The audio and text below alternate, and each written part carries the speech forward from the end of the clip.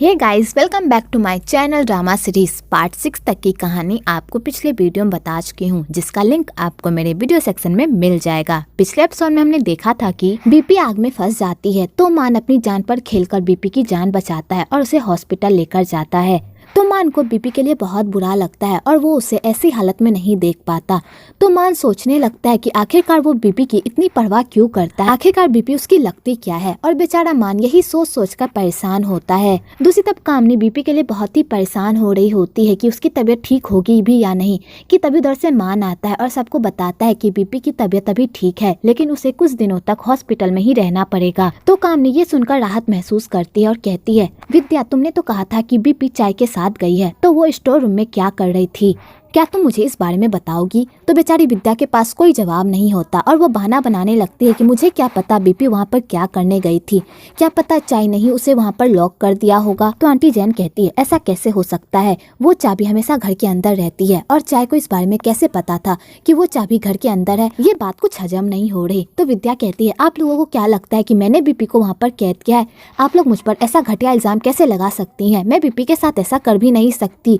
वो मेरी नौकरानी जरूर है, पर मैं उसके साथ इतना बुरा नहीं कर सकती। और विद्या मान के सामने बेचारी बनने की कोशिश करती है। तो मान कहता है, मुझे नहीं लगता कि विद्या ऐसा कुछ कर सकती है और बिना सबूत के विद्या पर इल्जाम लगाना बेकार है। वैसे भी कल बीपी को होश आ जाएगा और वो जैसे ही होश में आएगी हम लोगों को सच्चाई बता देगी कि उसे वहाँ पर किसने बंद किया था। तो बेचारी विद्या का ये सब सुनकर तो पूरी तरह प्राण ही सूख जाता है कि अगर बीपी ने कल उसका भंडा फोड़ दिया उसका क्या होगा। इधर कामनी और आंटी जैन को पूरा यकीन होता है कि ये काम विद्या का ही है, पर उनके पास कोई सबूत नहीं होता इस बात को साबित करने के लिए। अगले दिन विद्या सीधा हॉस्पिटल जाती है ताकि वो बीपी का मुंह बंद कर सके और विद्या बीपी को धमकी देती है कि अगर उसने इस बारे में किसी को भी कुछ भी बताया तो वो उसे नहीं छोड़ेगी। और विद्या बीपी को अपने एहसान गिनाने लगती है।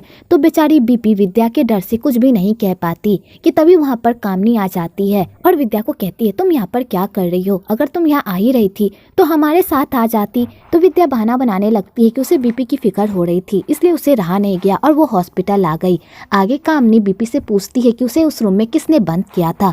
तो बेचारी बीपी विद्या के डर से झूठ बोलती है कि वो स्टोर कुछ काम से गई थी, लेकिन पता नहीं किसने उसे वहाँ पर लॉक कर दिया। और बीपी सबको ये बात नहीं बताती कि विद्या ने खुद उसे वहाँ पर लॉक किया था। तो आंटी जैन और कामनी को पूरा यकीन होता है कि विद्या के डर से ही बीपी सच्चाई नहीं बोल रही। तो कामनी कहती है, कोई बात नहीं, तुम जल्दी से ठीक हो जाओ, मुझे तुम्हारे लिए बहुत ही फिक्र हो रही थी। आगे कामनी और आंटी जैन बीपी का हाल चाल पूछकर वहाँ से चले जाते हैं। तो आंटी जैन कहती है, मुझे पूरा यकीन है ये कारनामा विद्या ने ही किया है और बीपी विद्या के डर से हमें कुछ भी नहीं बता रही। हम इस चालाक लड़की से अपने मान को कैसे बचाएंगे? अगर इन दोनों की शादी हो गई तो मान की लाइफ बर्बाद हो जाएगी। तो कामनी कहती है, हमारे पास विद्या के खिलाफ कोई सबूत नहीं है जिससे हम उसे गलत साबित कर सके, लेकिन मैं उस चाय की स्टोरी जानकर रहूंगी कि आखिरकार ये सब क्या माजरा है। और मेरे पास एक आइडिया भी है जिससे हम पूरी सच्चाई जान पाएंगे कि आखिरकार विद्या का चाय से क्या रिश्ता है।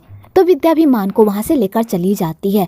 तो मान को बीपी की बात पर बिल्कुल भी भरोसा नहीं होता और वो विद्या को कहता है, मुझे कुआं से कुछ काम है, तुम जाओ कार के पास, मेरा इंतजार करो, मैं बहुत जल्द वहाँ पर आता हूँ, ठीक है? तो विद्या कहती है ठीक है और मान चला जाता है फिर से बीपी के पास और बीपी को कहता है, मुझे सच बताओ, अभी अभी जो तुमने कहा वो सब झूठ है और मुझे पता है कि तुम कुछ ना कुछ जरूर छुपा रही हो, इसलिए मुझे पूरी सच्चाई बताओ।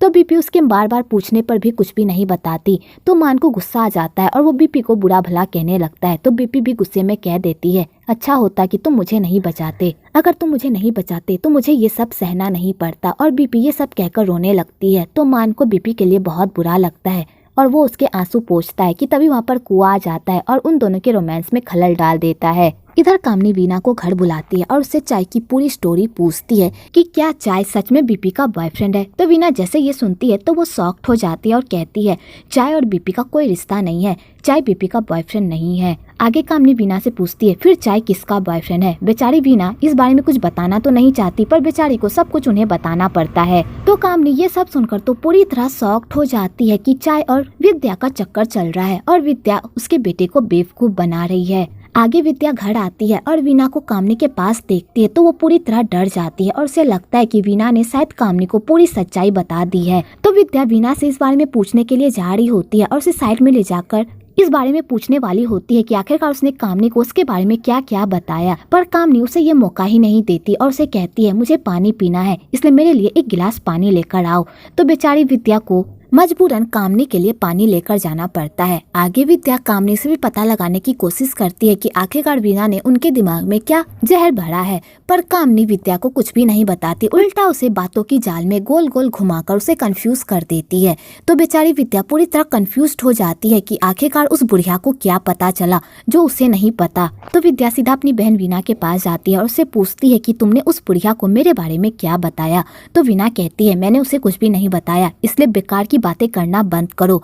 तो विद्या को लगता है कि सच में वीना ने उसे कुछ भी नहीं बताया और बेचारी राहत महसूस करती है, पर उसे क्या पता वीना ने कामनी को सारी बातें बता दी है। पर वीना अगर ये बात अपनी बहन को बताएगी तो विद्या उसे कच्चा चबा जाएगी। इधर पोंग को फिर से गलतफहमी हो जाती है कि मानवाद किसी और लड़की के साथ अपनी लाइफ में आगे बढ़ गई है और बेचारा पोंग इसी गलतफहमी में देवदास मोड में रहता है। अगले दिन पोंग को जब पता चलता है कि बीपी हॉस्पिटल में है तो पोंग बीपी से मिलने के लिए हॉस्पिटल जाता है और उसे अपनी दुख भरी कहानी बताता है। तो बीपी कहती है तुम्हें शायद कोई गलतफहमी हो गई होगी, मानवाद तुमसे बहुत प्यार करती है और मानवाद की लाइफ में तुम्हारे अलावा कोई भी नहीं है। प्लीज इसलिए अपने दिल से इस गलतफहमी को निकाल दो कि मानवाद अपनी लाइफ में आगे बढ़ गई है, वो सिर्फ तुमसे प्यार करती है। इसलिए अपनी सारी गलतफहमी को दूर करो और जाकर मानवाद से मिलो और उससे फेस टू फेस बात करो। अगर तुम दोनों इसी तरह एक दूसरे को गलत समझते रहोगे तो अपनी प्रॉब्लम्स कैसे सॉल्व करोगे। तो पोंग कहता है तुम सही कह रही हो, मुझे मानवाद से एक बार तो बात करनी ही चाहिए। कि तभी वहाँ पर मान आ जाता है और मान उन दोनों को एक साथ देखकर तो पूरी तरह जल के भुन जाता है, क्योंकि उसे बिल्कुल भी अच्छा नहीं लगता पोंग और बीपी को एक साथ देखकर। तो मान उन दोनों की बातें सुनने की कोशिश करता है पर बेचारा नहीं सुन पाता, तो जाकर उन दोनों के बीच में कूद पड़ता है और बीपी को कहता है डॉक्टर ने तुम्हें आराम करने को कहा है ना, तो तुम यहाँ पर क्या टहल रही हो, जाकर आराम करो। और मान बीपी को पोंग से दूर करने की कोशिश करता है। तो पोंग ये सब समझ रहा होता है पर वो कुछ भी नहीं कहता और बीपी को कहता है तुम्हें जाकर आराम करना चाहिए, मैं जा रहा हूँ।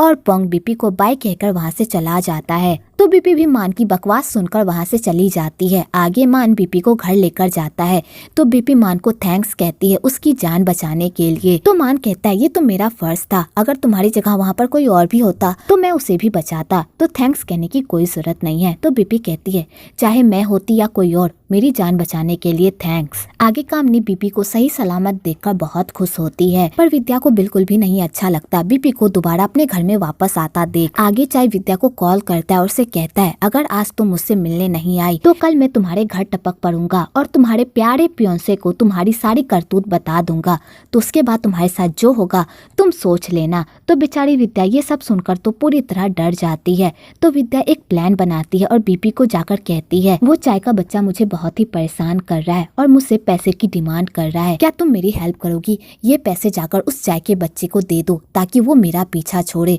मैं नहीं जा सकती, अगर मैं इस महल से बाहर निकली तो सब लोगों को मुझ पर शक हो जाएगा और तुम्हें पता है ना आंटी मुझे पसंद नहीं करती, अगर आंटी को इस बारे में पता चला वो तो मेरी कभी भी मान से शादी नहीं होने देगी, इसलिए तुम मेरा ये काम करो। तो बीपी कहती है मैं ये काम कैसे कर सकती हूँ, मैं आधी रात को घर से बाहर कैसे निकलूंगी, अगर किसी ने मुझे देख लिया तो बहुत बड़ा बवाल हो जाएगा।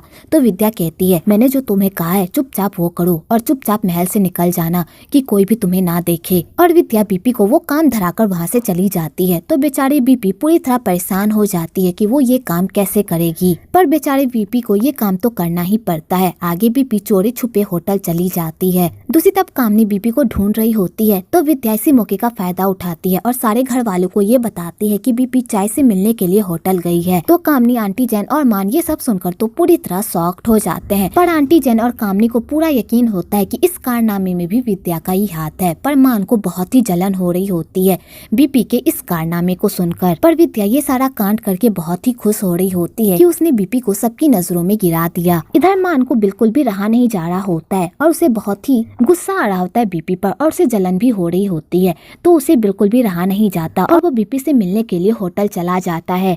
इधर बीपी चाय से मिलने के लिए जाती है तो चाय बीपी को देखकर पूरी तरह शॉक्ड हो जाता है और बीपी को कहता है तुम यहाँ पर क्या कर रही हो, विद्या कहाँ है। तो बीपी कहती है विद्या ने मुझे ये पैसे लेकर तुम्हारे पास भेजा है, प्लीज विद्या का पीछा छोड़ दो, वो मान से बहुत प्यार करती है और उन दोनों की बहुत जल्द शादी भी होने वाली है। अगर तुम्हें पैसे ही चाहिए तो ये लो पैसे और विद्या का पीछा छोड़ दो, प्लीज उसकी लाइफ से हमेशा हमेशा के लिए चलिए जाओ। तो चाय ये सब सुनकर पूरी तरह हैरान होता है और वो हंसने लगता है और कहता है तुम अंदर आओ, अंदर आकर बात बात करते हैं। आगे बीपी अंदर आती है तो चाय कहता है तुम्हें एक बात बताऊं, तुम्हें क्या लगता है कि विद्या ने तुम्हें यहाँ पर क्यों भेजा है? ये रत्ती भर पैसे के लिए? मैं तुम्हें दिखाता हूँ, इस लिफाफे में कोई पैसा नहीं है। और चाय उसके सामने वो लिफाफा खोलता है तो उस लिफाफे में कोई पैसा नहीं होता बल्कि कागज होता है। तो बीपी ये सब देखकर पूरी तरह शॉक्ड हो जाती है। तो चाय कहता है क्या तुम्हें अब भी समझ में नहीं आ रहा कि विद्या ने तुम्हें यहाँ पर क्यों भेजा? उसने यहाँ पर तुम्हें विद्या ने अपने बदले भेजा है एक चारा बनाकर, ताकि मैं तुम्हारे साथ एक रात गुजार सकूं और तुम्हारे साथ अपनी लाइफ शुरू कर सकूं। तो बीपी कहती है विद्या ऐसा नहीं कर सकती। तो चाय कहता है तुम सच में बहुत ही अच्छी लड़की हो और अपनी मालकिन के लिए लॉयल भी हो। वो तुम्हें जो कहती है वो तुम करती हो, लेकिन आज मैं तुम्हें तुम्हारी मालकिन का असली चेहरा दिखाता हूँ। आगे चाय विद्या को कॉल करता है और कहता है तुमने मुझे समझ क्या रखा है? तुमने अपने बदले उसे यहाँ पर क्यों भेजा? तुम्हें क्या लगता है कि मैं उसे पाकर तुम्हें छोड़ दूंगा? ऐसा सोचना भी मत, मैं तुम्हारा पीछा कभी भी नहीं छोड़ूंगा। तो विद्या कहती है मुझे पता है तुम किस तरह के इंसान हो, तुम्हें सिर्फ लड़कियों के साथ मजे करने आते हैं, तो मैंने इसलिए तुम्हारे लिए एक लड़की भेजी है। जाकर उस लड़की के साथ मजे करो और उसके साथ अपनी लाइफ बिताओ। वैसे भी उस लड़की के आगे पीछे कोई भी नहीं है, तुम उसके साथ जो भी करोगे तो कोई भी तुम्हें टोकने नहीं आएगा। इसलिए हम दोनों की बेहतरी इसी में है कि तुम उसे लेकर मेरा पीछा छोड़ दो और उसके साथ मजे करो। और विद्या ये कहकर कॉल कट कर देती है। तो बीपी विद्या के मुंह से ऐसी बातें सुनकर तो पूरी तरह शॉक्ड हो जाती है और बीपी चाय के सामने गिड़गिड़ाने लगती है कि वो प्लीज उसके साथ कुछ ना करे। तो चाय बीपी के साथ जबरदस्ती करने लगता है तो बेचारी बीपी रोने लगती है और गिड़गिड़ाने लगती है कि प्लीज मेरा पीछा छोड़ दो, मैंने तुम्हारे साथ कुछ भी बुरा नहीं किया है, प्लीज मेरे साथ बुरा मत करो। पर चाय उसकी एक भी नहीं सुनता, उल्टा उसे अपनी हवस वाली नजरों से देखता है। तो बेचारी बीपी पूरी तरह घबरा जाती है। इधर विद्या बहुत ही खुश हो रही होती है कि उसने एक तीर से दो निशान कर लिया। एक तो उसने चाय से अपना पीछा छुड़वा लिया और बीपी को हमेशा के लिए मान की लाइफ से और इस महल से हमेशा हमेशा के लिए निकाल दिया। और विद्या यही सब सोच सोच कर बहुत खुश हो रही होती है।